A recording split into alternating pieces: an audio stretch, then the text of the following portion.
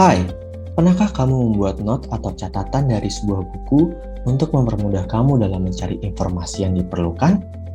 Pada video kali ini, kita akan membahas not atau catatan pada komputer, yaitu cache memory. Apa itu cache memory? Cache memory adalah memori yang dapat menyimpan instruksi dan data sementara yang kemungkinan akan digunakan kembali oleh CPU. Coba kita bayangkan, ketika kita membuat catatan dari sebuah buku, tentu ditujukan untuk mempermudah kita membacanya kembali tanpa perlu membuka buku itu lagi. Jika dibandingkan, tentu akan lebih cepat, bukan?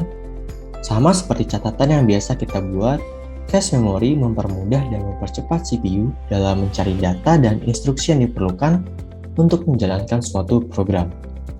Ketika CPU membutuhkan suatu data, maka CPU melakukan pencarian terkait data tersebut di cache terlebih dahulu. Jika data ditemukan, maka CPU akan langsung membacanya dengan jeda waktu yang sangat kecil. Jika tidak ditemukan, maka barulah CPU akan mencarinya di memori yang kecepatannya tentu lebih rendah dibanding cache. Dan pada saat yang sama, data tersebut juga disalin ke cache. Dengan demikian, kinerja sistem secara keseluruhan dapat meningkat. Sebab CPU tidak selalu harus meminta data yang dibutuhkannya ke memori. Sebenarnya hal ini juga sama dengan catatan yang kita buat untuk suatu buku tadi. Ketika kita ingin mencari sebuah informasi, pertama-tama kita akan mencarinya di catatan kita terlebih dahulu. Lalu jika memang di catatan tidak ditemukan, barulah kita mencarinya di buku, sekaligus kita akan mencatatnya di catatan, jaga-jaga jika diperlukan kembali. Lalu, pertanyaan selanjutnya adalah, seberapa penting cache memory? Apakah komputer dapat berjalan tanpa cache memory? Jawabannya adalah ya, bisa. Tanpa catatan pun kita masih dapat membaca dari bukunya langsung. Tetapi, apakah akan cepat dan efisien? Tanpa cache memory, komputer masih dapat berjalan, hanya saja pasti akan lebih lambat.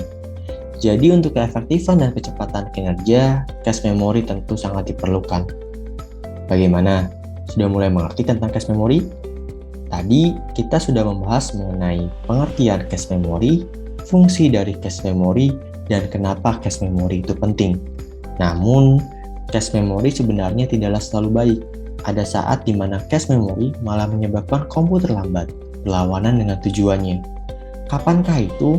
Lalu bagaimana cara mengatasinya? Kalian dapat mencari jawabannya secara pribadi.